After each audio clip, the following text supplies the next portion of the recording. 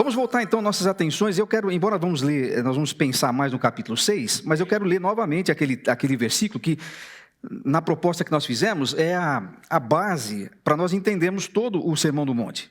Porque me parece ser esse o objetivo de comunicação do Senhor Jesus Cristo ao falar essas palavras aqui. Ele está apresentando ali, não como é que você faz para viver no céu. O Sermão do Monte não é a porta de entrada no céu. Faça isso e viverás, no sentido assim, olha, você cumpre aqui, assim como não era a lei também. Mas ele está mostrando como é que você faz, uma vez que você já pertence ao reino, para viver na terra.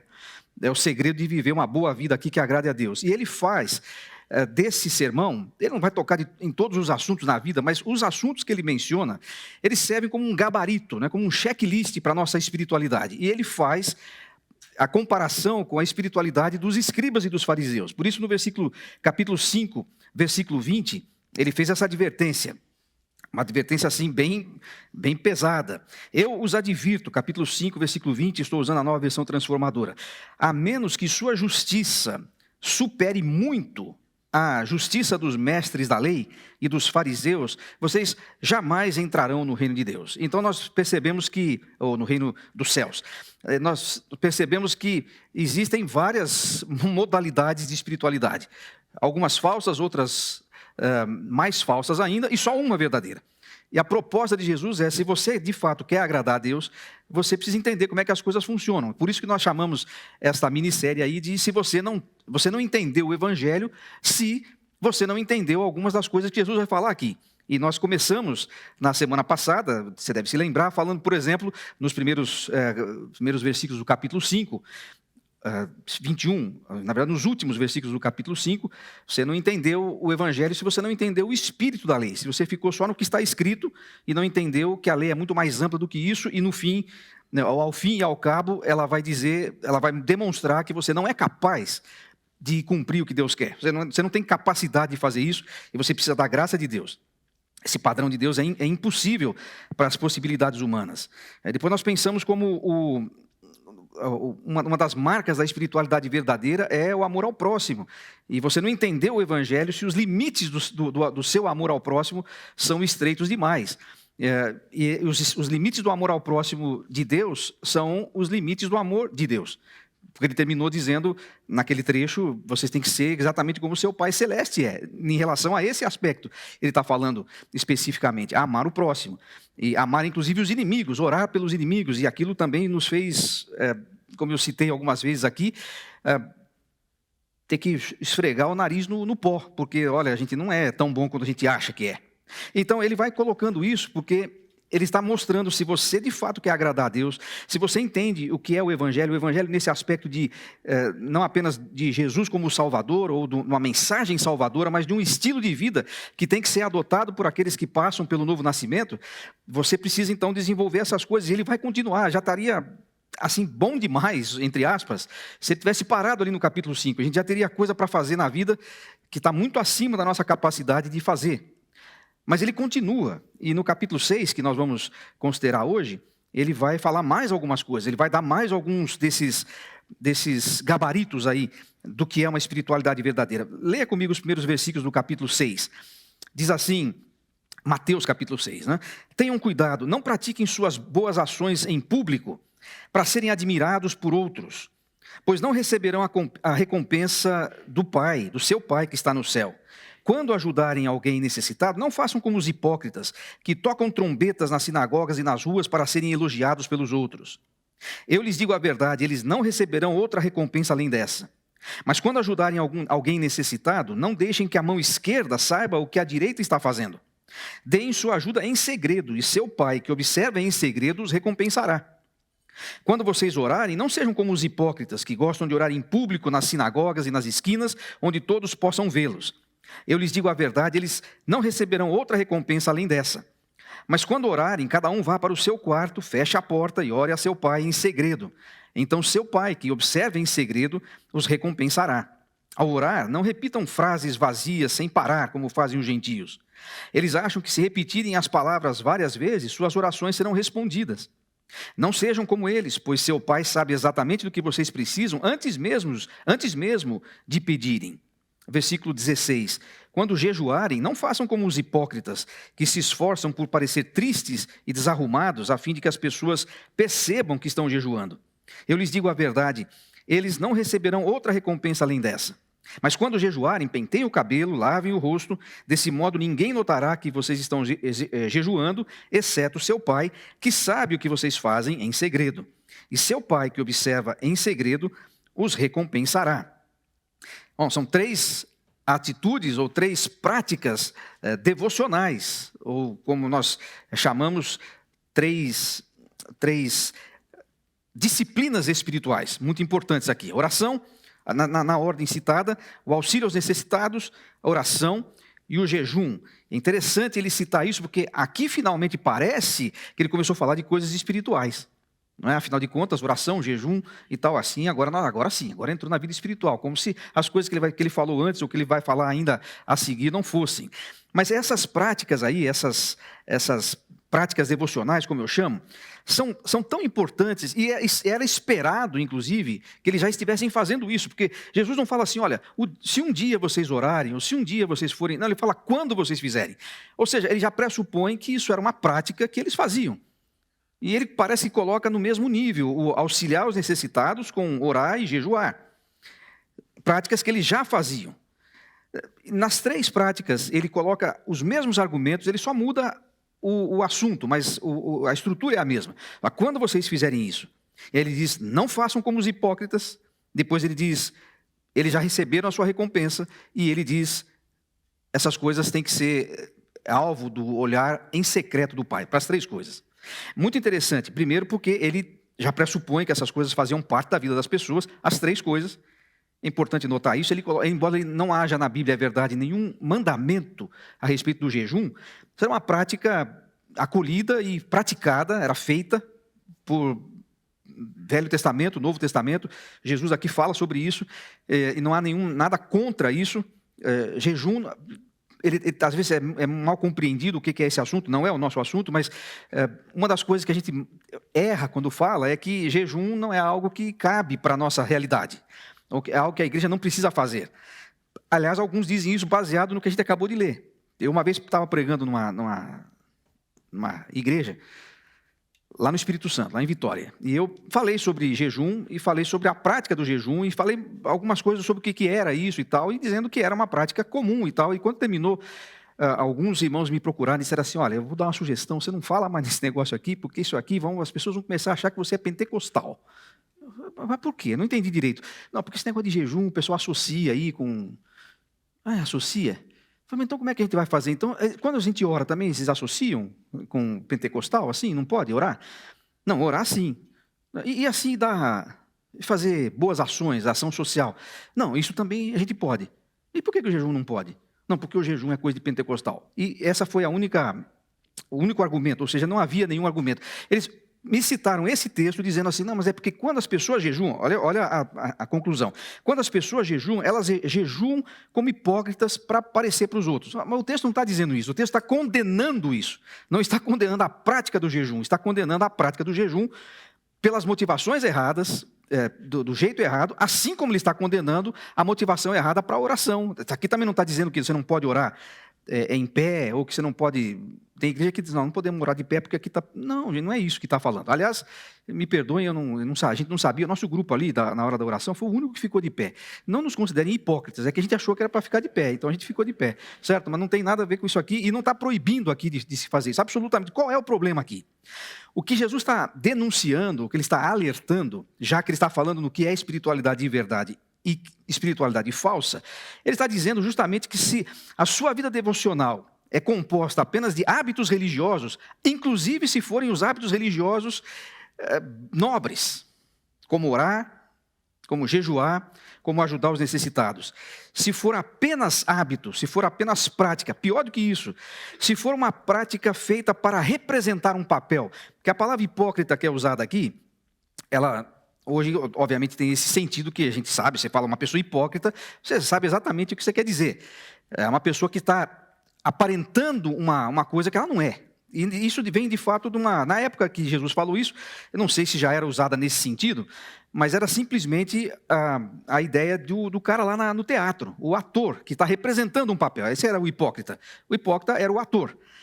Você sabe muito bem que o papel que o ator representa não é quem ele é. Ele vai lá e faz a vez do personagem. Ele veste a capa do personagem, a vestimenta do personagem, as falas do personagem, mas não é ele que está ali.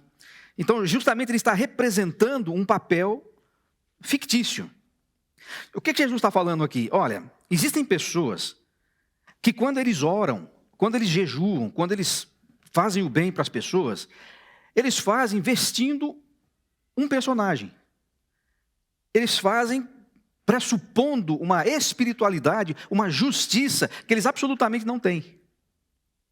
E é por isso que eles fazem dessa maneira. É por isso que eles fazem com o fim de serem vistos pelos homens. E sabe de uma coisa? Esse é bem curioso o que Jesus fala aqui. Eles estão em busca de reconhecimento, não é isso?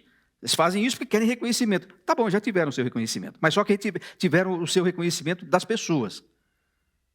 As pessoas olharam e falaram, poxa, esse cara é bom. Mas veja como ele ora. Veja quanto ele jejua. Esse é que é o ponto aqui. Então, aqui não está dizendo nada, e é bom dizer isso, porque algumas pessoas fazem isso. Aliás, são práticas que eu acho que eu considero excelentes. Por exemplo, não está condenando aqui a prática do jejum público, de uma igreja, por exemplo, conclamar um jejum ou sugerir um jejum. Nós vamos jejuar essa semana, não tem nada a ver isso aqui, de proibir. Também não tem a ver, por exemplo, com aqueles, e eu conheço alguns que fazem isso. Lá em Piracicaba eu já vi isso acontecer. Nunca participei, mas já vi. E sei de outros lugares, por exemplo, o pastor Piragini, lá o Michel Piragini, ele faz isso com um grupo lá em Curitiba. Eles têm uma torre alta lá na cidade, eles, não sei se é sempre que fazem, mas eu vi eles fazendo algumas vezes, vão até lá em cima e oram pela cidade. E abençoam a cidade. Não está falando, a não ser que eles façam isso por um motivo que não seja o correto. Não creio que possa acusá-los disso, não tem nenhum elemento para julgá-los a respeito disso. Mas o ponto aqui é você ir para o meio da rua, levantar as mãos e começar a falar alto assim em nome de Deus, para que as pessoas olhem e falem, esse sim, esse aqui é o nosso santarrão, nota 10, esse cara esse é o cara. Se você fizer isso, e você fizer isso com essa finalidade, Jesus diz, beleza, era isso que você queria? Você queria ser visto? Pronto, já foi visto. Você foi lá entregar a cesta básica para aquele casal que estava necessitado e fez aquela belíssima selfie, botou lá, curtiram. Beleza, sua recompensa já tá dada, porque você não queria curtidas? Não, você recebeu curtidas. Só que do ponto de vista do pai que te vê em secreto, ele não curtiu. Vai lá ver se o Deus Todo-Poderoso curtiu a sua selfie. Não, ele não curtiu. Porque, na verdade, ele sabe por que você fez isso. E aí é que está o negócio do hipócrita. O hipócrita, ele às vezes se torna muito bom em enganar os outros e até a si mesmo. Porque ele acaba acreditando que ele é bom. O hipócrita, ele vira tão miserável que ele começa a acreditar que de fato ele é aquele personagem. E você pode enganar muita gente, e você pode enganar muita gente muito tempo, você pode até enganar a si mesmo, mas o pai vem em secreto, cara, daí não tem jeito. Ele sabe exatamente por quê. E aí ele diz, bom, quando a gente pinta o quadro desse jeito, a ideia é mais ou menos assim, mas que coisa infantil, isso é coisa de criança, não é? É exatamente isso. A pessoa que vive desse jeito a sua espiritualidade, ela não cresceu, ela não amadureceu, ela não entendeu para que servem essas coisas. Ela não percebeu ainda que essas práticas devocionais ou que essas disciplinas espirituais, elas são úteis, inclusive, para desenvolver os músculos da nossa fé, para que nós fiquemos, de fato, mais espirituais e não mais carnais. Quanto mais você faz isso, quanto mais você se coloca no secreto diante do Pai, quanto mais você faz as suas boas ações, quando você abençoa as pessoas sem que ninguém fique sabendo necessariamente, ou quando você jejua buscando a presença de Deus, quando você faz isso no secreto pela razão certa, a sua espiritualidade, de fato, ela é desenvolvida. Sua relação com Deus aumenta, ela melhora, a sua fé fica mais forte. Se você faz como os hipócritas, você fica cada vez pior. É exatamente assim, exatamente assim. O hipócrita, se ele continuar sendo hipócrita, cada vez que você encontrar com ele vai ser pior do que ele era antes. Ele não vai melhorar, ele não vai crescer, ele não vai ser mais espiritual, ele vai ser mais abjeto, Ele vai ser mais assim, asqueroso. E Deus talvez vai virar cada vez mais o rosto para ele. Porque essa cena não é da minha imaginação. Ela é pintada nos profetas, por exemplo, quando o povo começava a viver longe de Deus, sem nem se importar com o que Deus queria, mas continuava fazendo as suas festas, suas celebrações, seus jejuns, inclusive. Deus falava, eu tenho nojo disso. Isso aqui não me faz bem, isso aqui revira o meu estômago. Então, não ajuda. Pelo contrário, fica cada vez pior. Sabe, a gente tem a capacidade, todos nós temos, né? Todos nós temos. Embora eu diria, acho que já mencionei isso em algum ponto na semana passada, embora eu diria que o pecado do orgulho espiritual, normalmente é mais comumente cometido pelos espirituais, pelos que são mais avançados na idade da fé. E quanto mais a gente andou com Deus, quanto mais tempo de estrada a gente tem, quanto mais tempo no Evangelho a gente tem, maior a nossa tendência de começar a achar, se essa igreja aqui fosse como eu, aí a igreja seria... Eu já ouvi isso, eu já vi muita coisa esquisita na igreja. Se você já viveu mais de que 5 anos numa igreja, qualquer que seja ela, você já também deve ter ouvido coisas esquisitas. Algumas que você fala, não é possível. Essa, por exemplo, eu escutei uma pessoa orando. Eu não vou dizer se era homem ou mulher, para não ser acusado de misoginia, portanto era uma mulher. E ela estava orando, e ela disse assim, me lembrou muito uma oração que Jesus contou uma vez, que aconteceu no templo. Primeiro ela começou a apresentar uma longa lista de pessoas, eu achei interessante, uma longa lista de pessoas que ela estava evangelizando. Então, olha, abençoa fulano, uma lista grande mesmo, maior que a minha lista de inimigos da semana passada, bem grande. E ela foi lendo, ela foi citando aqueles e tal, depois começou a citar outras famílias da igreja. De repente, ela começou assim, se empolgar com o negócio, eu acho, sei lá, o que aconteceu na cabeça dela, ou no coração. E aí, de repente, ela começou a falar literalmente isso. Senhor, seria tão bom que essa igreja pudesse ter esse ardor evangelístico que eu tenho, assim, de ir atrás das pessoas, de buscar as pessoas que não vêm na igreja em vez de ficar criticando. Ela começou a fazer assim, uma pregação para Deus, assim, mas para nós. Se a gente conseguisse, pelo menos assim, cada um de nós, já pensou se cada um de nós tivesse uma lista dessa para orar? Assim, quantas pessoas não seriam evangelizadas? Até que ela não estava errada no argumento, mas eu creio que ela estava um pouco errada em colocar-se como o padrão daquela igreja. E no fim ela disse isso, não com essas palavras que eu vou dizer agora, mas no fim ela disse isso, se essa igreja fizesse as coisas como eu faço, essa igreja seria diferente. Mas essa mesma pessoa, algum tempo depois, ela precisou ser tratada pela liderança da igreja, porque ela tem ainda, ambas estão vivas, ela tinha uma irmã de sangue. Não sei quais eram os problemas exatamente que eles tinham lá entre eles, mas eu sei que havia alguma rixa lá incrível, e ela começou a propagar algumas calúnias contra aquela irmã, coisas sérias, coisas assim pesadíssimas, e nós tivemos que chamar essa irmã, a que fez a calúnia, que é essa que tinha feito a oração. Nós tivemos que dizer para ela, irmã, não dá, isso aqui tá... Primeiro, essas coisas que você falou, essas são mentiras, você sabe que... Mas eu já falei e está falado. Não, eu já falei, está falado, você precisa resolver isso, precisa corrigir isso. E chegou a um ponto que nós dissemos, olha, segundo aqui o que diz a palavra de Deus, seguindo, por exemplo, Mateus 18, se você sua irmã já foi falar com você, já levou testemunhas, agora a igreja está falando com você, se você realmente se mantiver irredutível assim, nós vamos ter que aplicar uma disciplina eclesiástica aqui. A resposta dela foi, da mesma que fez a oração, a resposta dela foi assim, eu não lembro quantos anos ela tinha, acho que 50 e pouco naquela época, olha, eu tenho 50 e poucos anos. Até hoje, nem o fulano de tal, que era o missionário inglês que fundou a igreja lá 30 anos atrás, 50, nem o fulano de tal me fez pedir perdão. Você, seu fedelho, disse para mim, vai querer que eu faça? Bom, isso posto, eu pensei, vou juntar aquela oração com essa fala, essa moça não entendeu o evangelho. Simplesmente isso. Ou seja, toda aquela oração estava comprovadamente, assim, jogada por terra como a oração de uma hipócrita. Agora, talvez a gente não tenha coragem, porque essa lei de hipócrita ela é bastante corajosa. Para você fazer uma oração dessa em público, assim, você tem que ter uma dose de coragem farisaica. Né? Porque não foi essa oração que o fariseu fez lá no templo, que Jesus contou tal. Às vezes a gente não tem essa coragem de assumir a nossa hipocrisia. Eu sou hipócrita e tenho orgulho disso. O cara já... Mas às vezes a nossa atitude pode ser assim, sem a gente falar. Eu não sei o que é pior, viu? Eu não sei o que é pior. Se o hipócrita assumido ou se o hipócrita que finge que não é hipócrita, entendeu como? De qualquer maneira, Jesus está dizendo assim, olha, essa espiritualidade aqui não ajuda. Não ajuda e não faz nada, porque a gente tem a capacidade de tornar os atos mais nobres, atos vis, quando a nossa motivação está errada, quando a nossa motivação não é correta. Nada contra orar, nada contra jejuar, nada contra fazer ação social, mas por que fazemos isso? O que é que nos move a fazer essas coisas? Então você vê que Jesus vai agora entrando num terreno, entrando num campo, que vai demonstrando assim, olha, a espiritualidade ela vai permeando áreas diferentes da vida. Agora nós estamos falando de uma coisa que a gente faz na igreja. Agora são práticas que têm a ver com a nossa religiosidade ou com a nossa espiritualidade cristã. Mas elas passam pelo mesmo crivo, elas passam pelo mesmo gabarito.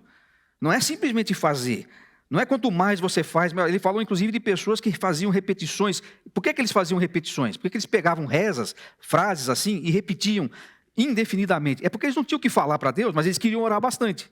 E quando você quer falar com Deus bastante, mas não tem o que falar, você tem que repetir. Ou você copia de alguém, ou você inventa a sua própria, e você pega aquilo e repete, dá Ctrl+C, Ctrl+V na sua oração assim, você pode orar 2 horas, sem falar nada. Até que tudo pode estar certo, tudo pode ser correto na sua fala diante de Deus.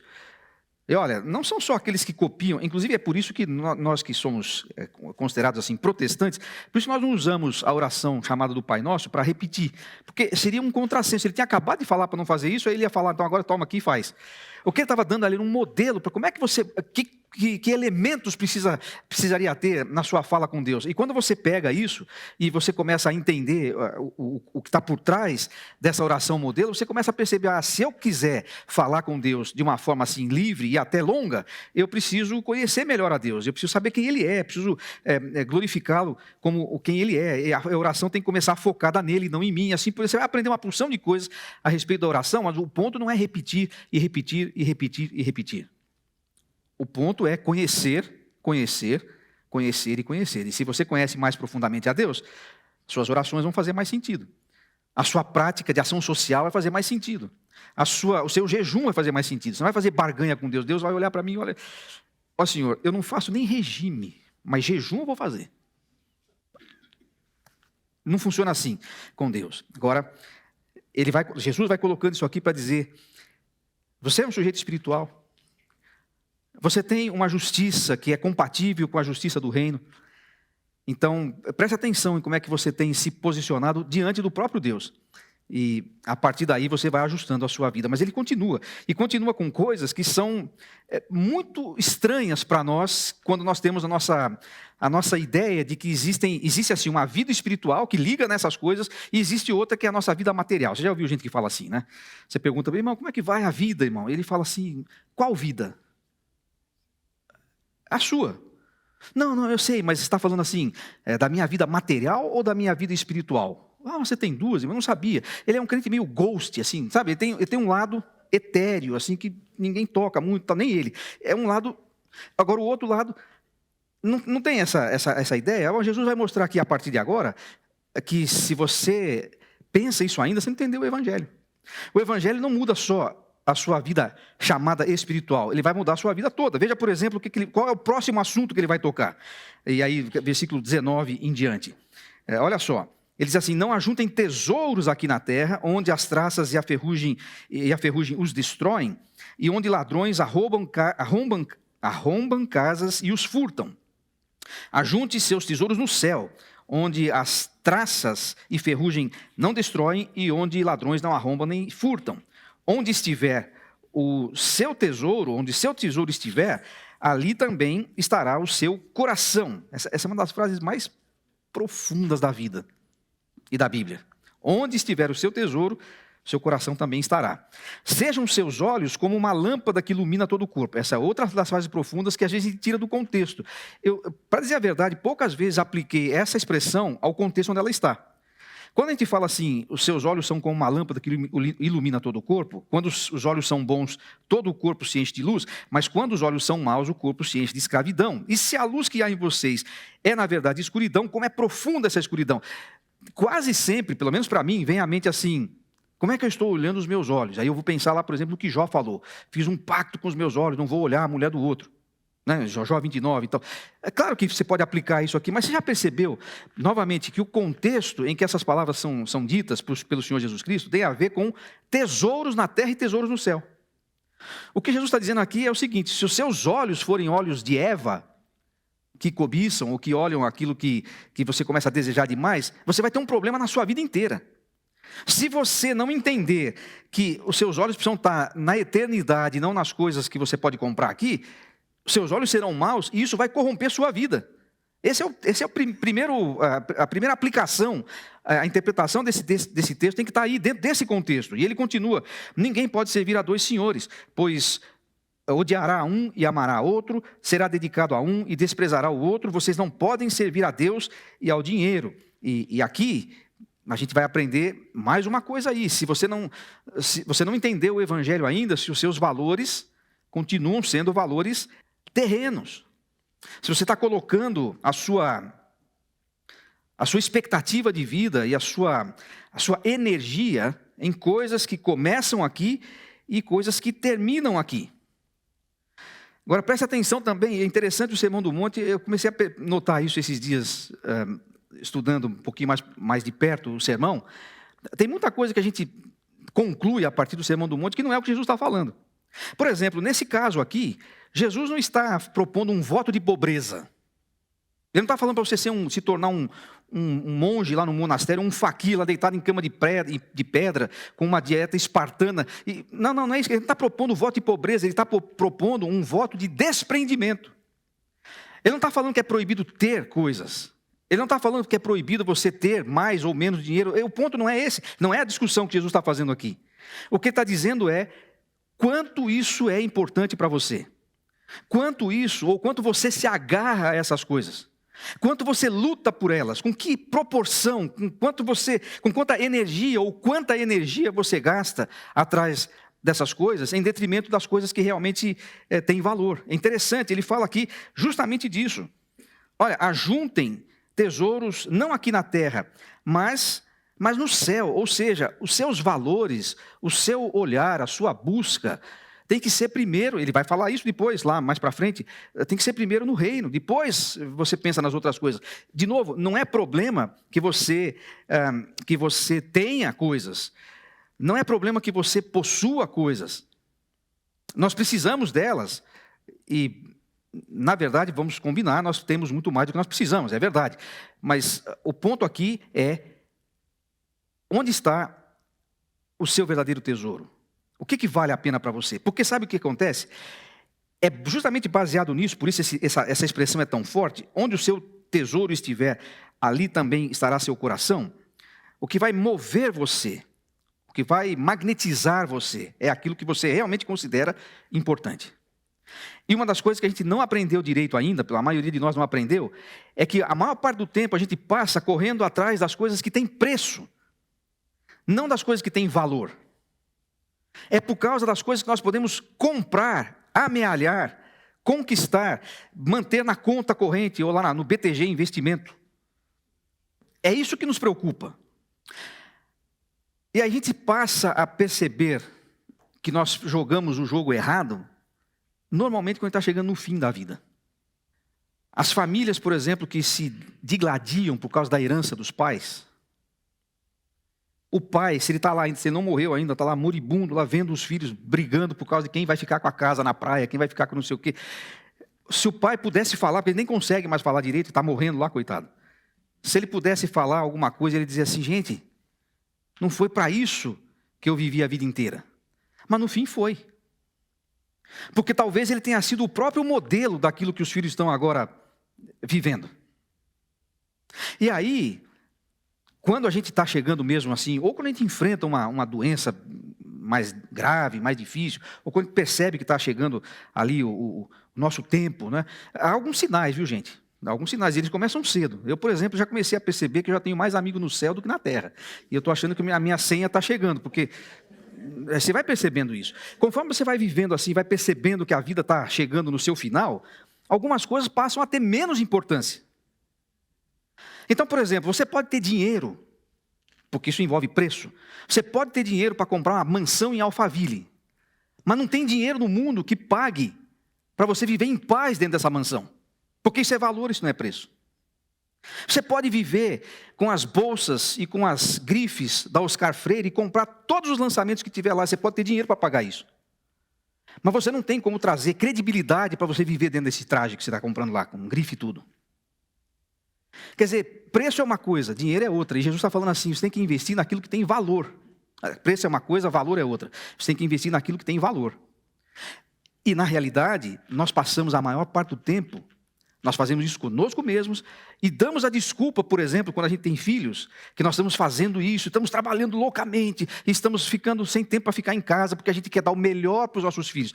Entenda-se, melhores férias, melhores destinos, melhor carro, melhor escola, melhor faculdade, melhor tudo que a gente puder, que tenha preço. Mas, lamentavelmente, nem sempre, com a mesma proporção, e com a mesma energia, e com o mesmo empenho, nós nos preocupamos com o valor que nós estamos passando para os nossos filhos. Eu não tenho nada contra você dar a melhor educação acadêmica que você puder para o seu filho. Não tenho nada contra isso. Coloque nos melhores colégios, nas melhores faculdades, tudo bem. Mas quanto você investe paralelamente a isso para ir criando caráter no seu filho? Para ir fundamentando sua fé? Para ir dando raízes que a fé dos seus filhos possa se aprofundar? Porque, afinal de contas, é isso que fica. É isso que Jesus está dizendo aqui. Você está investindo naquilo que vai ser corroído aqui, ou você está investindo naquilo que vai ficar para a eternidade? Se você ainda não percebeu a diferença entre essas duas coisas, você não entendeu o Evangelho. E no checklist de Jesus, aqui no Sermão do Monte, você vai pular esse pedaço. Você fala, não, eu não posso pôr um cheque aqui não, porque está faltando isso. No fim, é por causa dessa troca, por isso que Jesus falou, se os seus olhos forem maus, todo o seu corpo será mau. E sabe que isso aqui é até literal? Porque, afinal de contas, uma das coisas que nos dá mais estresse, e ansiedade, e gastrite, e todas essas coisas que vêm assim das chamadas doenças psicossomáticas, muitas delas estão justamente relacionadas a trabalho e a ganhar vida, sucesso, dinheiro, money, bufunfa. E Jesus falou assim, continue olhando nessas coisas e o seu corpo vai ficando cada vez pior, até o seu corpo ficar ruim. E a gente sabe disso. A gente sabe disso. Passamos a vida inteira desesperadamente correndo atrás de coisas, e quando a gente consegue finalmente chegar no ponto que a gente achou agora, eu tenho a tal da, acho curiosa a expressão, liberdade financeira. Agora eu posso ir ao restaurante, eu só preciso olhar o lado esquerdo do cardápio, o lado direito eu não preciso, depois vem a conta e eu pago. Eu não preciso mais dividir a entrada do meu BMW, agora eu pago à vista. Só que aí você se esforçou tanto, mas tanto para conseguir chegar a isso, você não consegue nem dirigir seu BMW mais, você não consegue entrar no carro, você está todo quebrado, de tanto que o trabalho acabou com você, com as suas energias. Aí você olha para trás, você tem um exército de gente que você não conseguiu sequer manter-se perto deles, alguns deles seus filhos, porque você tinha o tempo todo que trabalhar e tal. Percebe como não vale a pena? Quem é que está dizendo isso? Jesus está dizendo isso, ele já tinha sacado isso faz muito tempo. Se você olhar nas coisas erradas, você vai sofrer isso muito, muito fortemente. Eu gosto muito dessa frase do Jeremiah Burroughs, um pregador puritano do século XVI ou XVII, por aí. Ele diz assim, aí está o segredo para você poder viver isso aqui. O contentamento consiste não em ganhar mais, mas em desejar menos. É o que Jesus está propondo aqui, o voto de desprendimento. Veja, não é pecado desejar, é pecado cobiçar. Você não precisa nem assinar o Primo Rico para saber isso. Leia o Sermão do Monte, você já vai resolver o problema seu. Todo mundo diz, todos os especialistas aí em finanças dizem o seguinte, se você quiser melhorar de vida, quer ter uma vida mais confortável financeiramente, você precisa separar 20% para fazer poupança, investimento. Não é poupança, caderneta de poupança, aí não adianta, mas fazer investimentos. 20%. Aí você é cristão, então você vai aprender que, não é teto, né? É piso. O piso é 10%, certo? É o dízimo, vai começar com 10%. Então, você acrescentou mais 10% aí no seu orçamento. O primo rico não fala isso. Quem está falando é seu irmão pobre. Está falando para você, 10% lá. Aí também os especialistas dizem assim, se você quer progredir na carreira, você precisa retroalimentar a sua carreira. Então vocês precisam deixar 15% da sua renda para você poder investir em você mesmo. Pagar o seu curso, o MBA, fazer não sei o que e tal. 15, bom, faça a conta. 20 com 15, 35. Com 10, 45. Fiz a conta certa, não? É isso? 20, 30, 45. Segundo o primo rico, ele vai falar 35, mas o irmão pobre, 45%. Você tem que começar a viver com quanto? Sobrou? 55% da sua renda. Você fala, morri. Porque eu estou conseguindo viver, não estou conseguindo viver nem gastando o dobro da minha renda, você quer que eu viva com 55%? Ó, pode não parecer, mas Jesus concordaria, bom, quem sou eu para dizer que Jesus concordaria com isso? Mas me parece que Jesus olharia para essa minha conta aqui e diria assim, tem a ver com o que eu estou te ensinando aqui. Só tem um jeito de você conseguir fazer isso e melhorar efetivamente de vida financeira. A tal liberdade financeira. Viver com menos do que você ganha. Para isso não adianta ganhar mais, porque o percentual vai permanecer o mesmo. Você ganha 10% e está vivendo com 55%, você ganha 100% e vai continuar vivendo com 55%. Só que você fala, bom, é melhor viver com 55% de 100%, mas a proporção é igual. Sabe onde é que está o segredo? Não está em ganhar mais. E nem tanto em gastar menos, está em desejar menos. É disso que Jesus está falando aqui. A proposta de Jesus, não para a sua vida financeira ser mais estável, mas vai refletir nisso. A proposta de Jesus é, pare de ficar achando que é verdade o que a propaganda te diz, quando ela diz que você merece ter mais. Você precisa ter mais. Você não pode mais agora ir só para Praia Grande, você tem que ir agora para Long Beach. É a mesma coisa, só traduzir. Long Beach, Praia Grande é igual. O que ele está dizendo é, deseje menos, desprenda-se daquilo que você se amarrou. Isso é conceito de espiritualidade de alto nível. Mas a gente não consegue ligar uma coisa a outra às vezes. Você percebeu que parece que essa história, esse assunto, não tem a ver com cristianismo, com espiritualidade, com fé, com evangelho. Não, porque, afinal de contas, dinheiro é coisa material. E coisa material cuido eu. Tá bom, continue cuidando. E vou dizer uma coisa, você pode estar pensando assim, ele não conhece, ele não sabe do meu BTG. Ele não sabe quanto é que eu já fiz. Ele não sabe onde eu já cheguei. Até mesmo para você que já tem a tal liberdade financeira, talvez é justamente aquilo que te tira o sono. Porque esse aqui é um problema, não é só para quem é pobre. Quem é rico também se preocupa com isso. Olha, quem é pobre se preocupa em ganhar. E quem é rico se preocupa em não perder o que ganhou, porque ele sabe quanto custou para ganhar aquilo. Em qualquer caso, se os seus olhos estiverem no dinheiro, seja muito ou pouco, não interessa o tanto de dinheiro. Aqui Jesus não está falando assim, ó, eu vou agora falar essa parada aqui só para a classe média A, B, no máximo. Não, ele está falando para todo mundo. Porque esse é um problema para todos nós. Você pode estar vivendo uma fase assim, dessas que eu falei, que você olha só o lado esquerdo do cardápio e pronto, ou você pode estar latindo no quintal para economizar cachorro, tanto faz. Tanto faz. Você precisa ouvir a mesma coisa é contentamento. Porque se você não estiver contente com aquilo que você tem, você está ganhando 1 milhão, você vai querer ganhar 2. O ponto não está no tanto que você tem, o ponto está no tanto que você ama aquilo que você tem.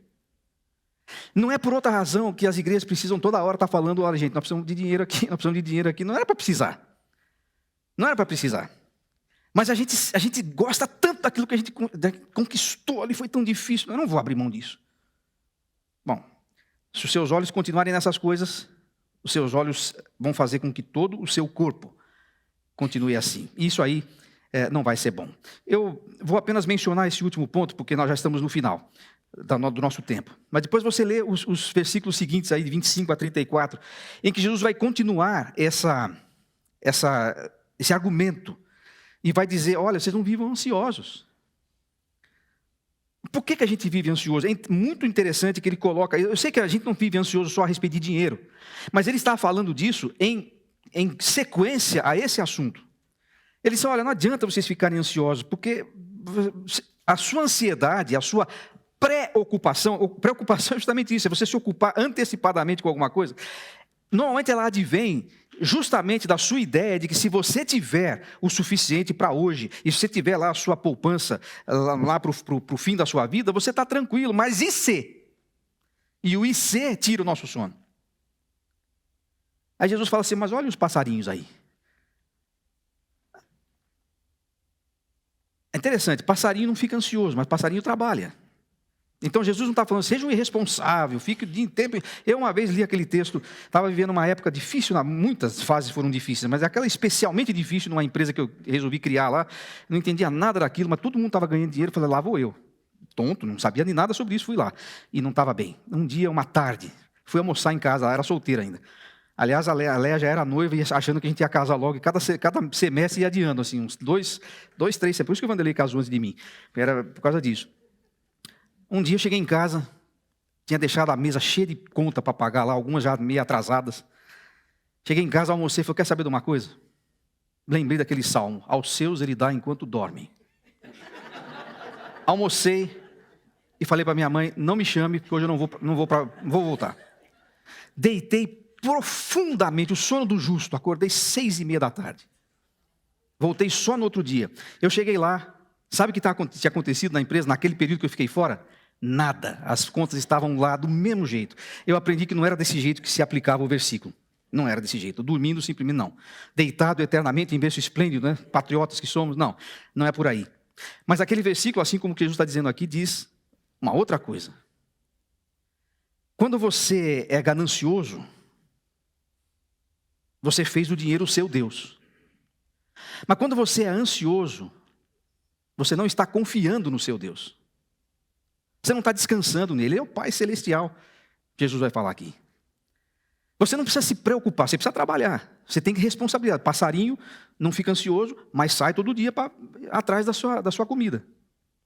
Você vai continuar fazendo isso.